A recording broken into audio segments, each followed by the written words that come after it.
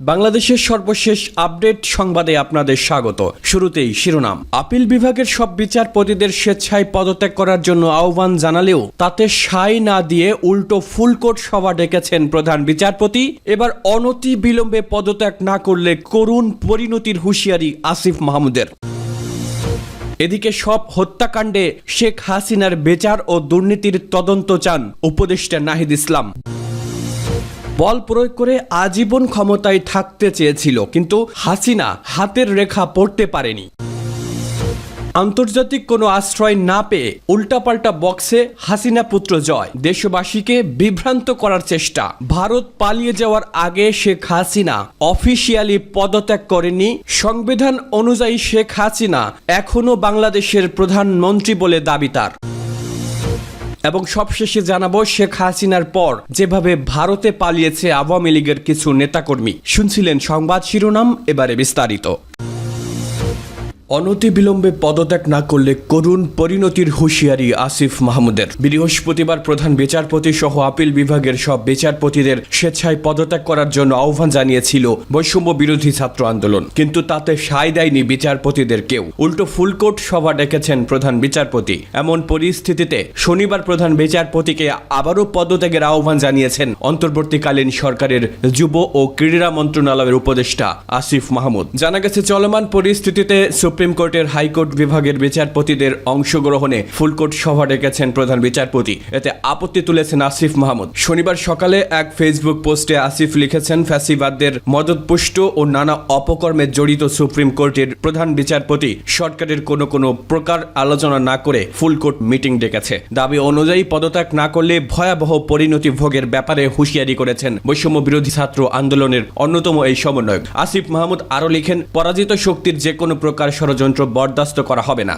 আইনজীবীরা ইতোমধ্যেই এর প্রতিবাদে জড়ো হয়েছেন। আমরা আগেই প্রধান বিচারপতিকে পদত্যাগের আহ্বান জানিয়েছিলাম। ছাত্র জনতার বিরুদ্ধে অবস্থান নিয়ে তাদেরকে উস্কানি দিলে এর ভয়াবহ পরিণাম ভোগ করতে হবে। অনতিবিলম্বে বিনা শর্তে প্রধান বিচারপতি পদ থেকে পদত্যাগ করুন এবং ফুলকোট মিটিং বন্ধ করুন। সব হত্যাকাণ্ডে শেখ হাসিনার বিচার ও দুর্নীতির তদন্ত চান উপদেষ্টা নাহিদ ইসলাম। ক্ষমতায় থাকাকালে, বিশেষ করে সম্প্রতি ছাত্র জনতার প্রতিবাদে বিক্ষোভকালে যেসব হত্যাকাণ্ড ঘটানো হয়েছে তার জন্য পদত্যাগ করে পালানো শেখ হাসিনার বিচার চান ছাত্র নেতা ও বর্তমান অন্তর্বর্তীকালীন সরকারের ডাক, টেলিযোগাযোগ ও তথ্য প্রযুক্তি বিষয়ক উপদেষ্টা নাহিদ ইসলাম। গত 30 বছরের মধ্যে 20 বছর বাংলাদেশ শাসন করেছে শেখ হাসিনা। জুলাইয়ে সরকারি চাকরিতে কোটা ব্যবস্থা সংস্কারের দাবিতে আন্দোলন শুরু করে বৈষম্য বিরোধী ছাত্ররা। এ সময় প্রায় 300 মানুষকে হত্যা করা হয়েছে। এর বেশিরভাগই বিশ্ববিদ্যালয় ও কলেজের শিক্ষার্থী। বর্তমানে ভারতে আশ্রয় নিয়েছেন শেখ হাসিনা। তার পুত্র সজীব ওয়াজেদ জয় বলেছেন, বাংলাদেশের নির্বাচন ঘোষণা হলেই তিনি ভারত থেকে দেশে ফিরবেন। বাংলাদেশের প্রধান বিরোধীরা আগামী 3 মাসের মধ্যে এই নির্বাচন দাবি করেছে। এ বিষয়ে উপদেষ্টা নাহিদ ইসলাম বলেন, তিনি কেন দেশ থেকে পালালেন তা জানার কৌতূহল আছে আমার। 8ই আগস্ট উপদেষ্টা হিসেবে নতুন অন্তর্বর্তী সরকারে যোগ দেওয়ার পর শুক্রবার দেওয়া প্রথম সাক্ষাৎকারে বার্তা সংস্থা রয়টার্সকে এ কথা বলেন তিনি। নাহিদ আরো বলেন, তার অধীনে সংগঠিত সব হত্যাকাণ্ডের ন্যায় বিচার চাই আমরা। আমাদের বিপ্লবের অন্যতম প্রধান দাবি ছিল এটা। এমনকি তিনি যদি দেশে ফিরে না আসেন তাহলেও আমরা এই বিষয়ে কাজ করব। আমি চাই তাকে গ্রেফতার করা হোক। সেটা হতে পারে নিয়মিত বিচারিক ব্যবস্থায় অথবা বিশেষ ট্রাইব্যুনালের মাধ্যমে। এ বিষয়ে কিভাবে কাজ করা যায় তা নিয়ে আমরা আলোচনা করছি। শেখ হাসিনার পুত্র সজীব ওয়াজেদ জয় বসবাস করে যুক্তরাষ্ট্রে। তার মন্তব্য নেওয়ার চেষ্টা করলে কোনো সাড়া দেননি। শেখ হাসিনা বর্তমানে ভারত সরকারের সুরক্ষায় রয়েছেন। তার সঙ্গেও যোগাযোগ করতে পারেনি রয়টার্স। হাসিনা হাতের রেখা পড়তে পারেননি। 14ই জুলাই 2024 বিকালে গণভবনে সংবাদ সম্মেলন করেন শেখ হাসিনা। অবশ্য নামেই সংবাদ সম্মেলন, এটা ছিল এক নতুন ট্রেন্ড। শাড়ি থেকে কবিতা কোনো কিছুই বাদ যেত না। সাংবাদিকের নামে হাজির থাকতেন স্থাবকেরা। প্রশ্নের নামে চলত দীর্ঘ বক্তৃতা। এমনই এক প্রশ্নের উত্তর দিতে গিয়ে শিক্ষার্থীদের কটাক্ষ করেন শেখ হাসিনা। বলেন, মানে কি মুক্তিযোদ্ধার সন্তানরা মেধাবী না? যত রাজাকারের বাচ্চা নাতিপুতিরা মেধাবী? তার এই মন্তব্যের প্রতিবাদে রাতেই ক্ষোভে ফেটে পড়ে ঢাকা বিশ্ববিদ্যালয়। 15 বছরের শাসন আমলে প্রথম চ্যালেঞ্জের মুখে পড়েন তিনি। 14ই জুলাই থেকে 5ই আগস্ট কিভাবে সবকিছু তছনছ হয়ে গেল,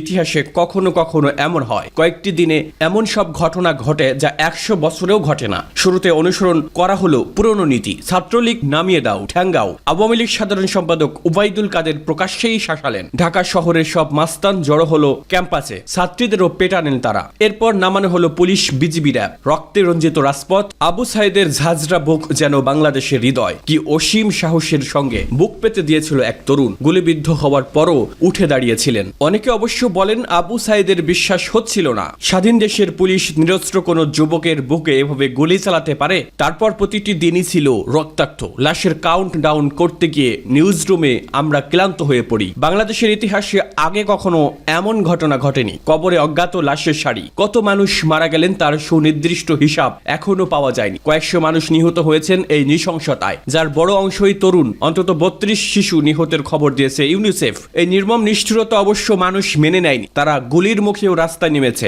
এটা অনেককেই বিস্মিত, হতবাক করেছে। এই সাহসের উৎস কোথায় তা অজানা। এই লেখক খেয়াল করেছেন রোববার দুপুরে তার অফিসের পাশের রাস্তাতেই কয়েক ঘন্টা সংঘর্ষ চলে, যেখানে পুলিশ ও ছাত্রলীগ নির্বিচারে গুলি চালায় আন্দোলনকারীদের লক্ষ্য করে। তারা মারা যায় কিন্তু পিছু হটে না। পরবর্তী কয়েক ঘন্টা ছিল বেশ গুরুত্বপূর্ণ। আন্দোলনের নেতারা সবাইকে ঢাকায় চলে আসার ডাক দেন। পরদিন মূল কর্মসূচি ছিল গণভবন ঘেরাও। তবে এরই মধ্যে পর্দার আড়ালে বেশ কিছু ঘটনা ঘটে। আন্দোলনকারীদের ওপর শক্তি প্রয়োগ না করার সিদ্ধান্ত নেয় সেনাবাহিনী। অন্যদিকে খবর বেরিয়েছে সার্বিক পরিস্থিতিতে ওয়াশিংটন দিল্লিকে জানিয়ে দেয় শেখ হাসিনার সময় শেষ হয়ে গেছে। এরপর কি ঘটেছে তা সবারই জানা। শেখ হাসিনা বর্তমানে ভারতে অবস্থান করছেন। আমেরিকা তার ভিসা বাতিল করেছে। ব্রিটেন তাকে আশ্রয় দিতে রাজি হয়নি। তার ছেলে সজীব ওয়াজেদ জয় শুরুতে বলেছিলেন শেখ হাসিনা আর রাজনীতি করবেন না। এখন অবশ্য বলছেন নির্বাচনের ঘোষণা দিলে শেখ হাসিনা দেশে ফিরবেন। আওয়ামী লীগ সভানেত্রী পালিয়ে যাওয়ার পর দলটি তার ইতিহাসে সবচেয়ে বিপর্যস্ত অবস্থায় রয়েছে। সাবেক মন্ত্রী, শীর্ষ নেতারা পালিয়ে বিদেশে চলে গেছে।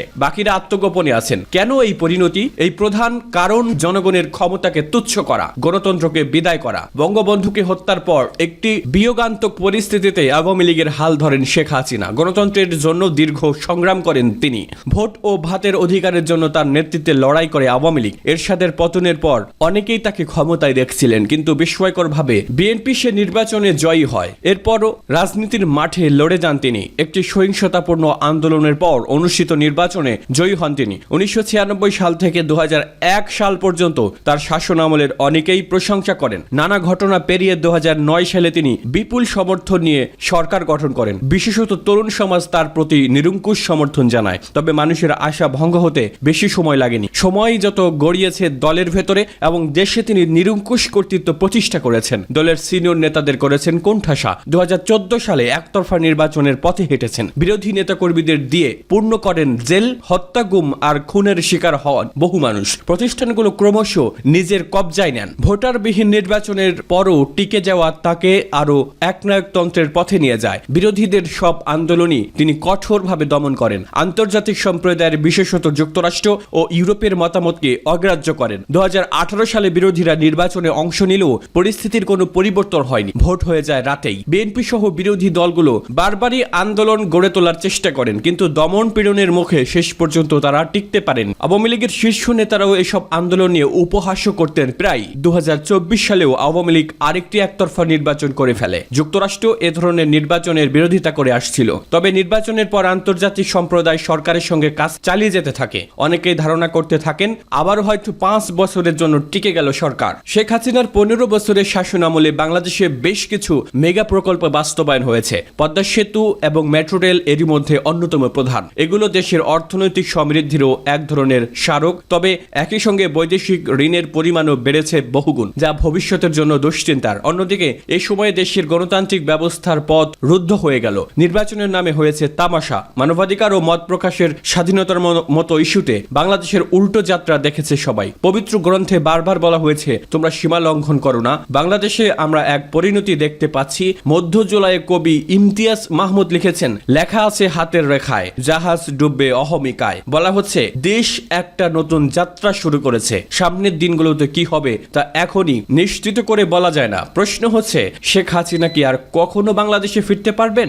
ছাত্র জনতার গণ অভ্যুত্থানের মুখে প্রধানমন্ত্রীর পদ থেকে পদত্যাগ করে ভারতে চলে যান শেখ হাসিনা। এরপর আন্দোলনকারী সহ সব পক্ষের সম্মতিতে দেশে অন্তর্বর্তীকালীন সরকার গঠন হয়। প্রফেসর ডক্টর ইউনূসের নেতৃত্বে যখন অন্তর্বর্তীকালীন সরকার কার্যক্রম শুরু করেছে, তখন নতুন এক দাবি করে বসেছেন শেখ হাসিনার ছেলে সজীব ওয়াজেদ জয়। শনিবার 10 আগস্ট রয়টার্সকে জয় বলেন, ভারত পালিয়ে যাওয়ার আগে শেখ হাসিনা অফিসিয়ালি পদত্যাগ করেননি। তিনি সে সময় পাননি। তিনি ভাষণ এবং পদত্যাগপত্র সাবমিটের পরিকল্পনা করেছিলেন, কিন্তু আন্দোলনকারীরা গণভবন অভিমুখে মার্চ শুরু করলো। হাতে আর সময় ছিল না, এমনকি মা তার ব্যাগ গোছানোর সময়ও পাননি। সুতরাং সংবিধান অনুযায়ী শেখ হাসিনা এখনো বাংলাদেশের প্রধানমন্ত্রী। জয় আরো জানান, সেনাপ্রধান এবং অন্যান্য বিরোধী রাজনৈতিক দলের সঙ্গে আলোচনা করে প্রেসিডেন্ট সংসদ ভেঙে দিয়েছে। প্রধানমন্ত্রীর অফিসিয়াল পদত্যাগ ছাড়াই অন্তর্বর্তীকালীন সরকার গঠন হয়েছে। এর বিরুদ্ধে আদালতে যাবেন তারা। আগামী নির্বাচন নিয়ে তিনি বলেন, আওয়ামী লীগ আবারও ক্ষমতায় যাবে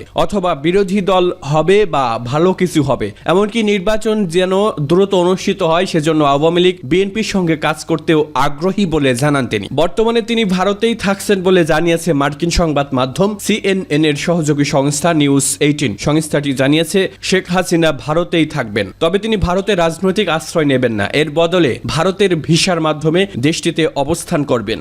শেখ হাসিনার পর যেভাবে ভারতে পালিয়েছে আওয়ামী লীগের কিছু নেতাকর্মী, ছাত্র বিক্ষোভ ও গণ অভ্যুত্থানের মুখে 5 আগস্ট ক্ষমতা ছেড়ে পালিয়ে যায় শেখ হাসিনা। এদিন দুপুরে একটি হেলিকপ্টারে করে বোন রেহানাকে নিয়ে দেশ ছাড়েন তিনি। পরে বিকালে ভারতের গাজিয়াবাদের হিন্দন বিমান ঘাঁটিতে অবতরণ করে শেখ হাসিনাকে বহনকারী হেলিকপ্টার। শেখ হাসিনা দেশ ছাড়ার পরে আওয়ামী লীগের বেশ কিছু নেতাকর্মী সমর্থক দেশ ছেড়েছেন। বিবিসি বাংলা এমন কয়েকজনের সঙ্গে কথা বলেছে যারা সরকার পতনের পর দেশ ছেড়েছেন বা ছাড়ার চেষ্টা করেছেন। নারায়ণগঞ্জের 2500 এলাকার বাসিন্দা স্থানীয় ছাত্রলীগ নেতা বলেন, সোমবার বিকালে তার বন্ধু, তোদের নেত্রী পালিয়ে গেছে, তুই সরে যা এখনই লিখে মোবাইলে বার্তা পাঠিয়ে সাবধান করেন। তবে এই নেতা তখন বাড়ি থেকে সামান্য দূরে বাজারে ছিলেন। তার জানা ছিল না শেখ হাসিনা প্রধানমন্ত্রীর পদ থেকে ইস্তফা দিয়ে ভারতে পালিয়ে গেছে। ওই ছাত্রলীগ নেতার মতো আরো অনেক আওয়ামী লীগ নেতা কর্মীরাই ভারতে চলে এসেছেন বা আসার চেষ্টা করছেন বলে বিবিসি জানতে পেরেছে। এদের মধ্যে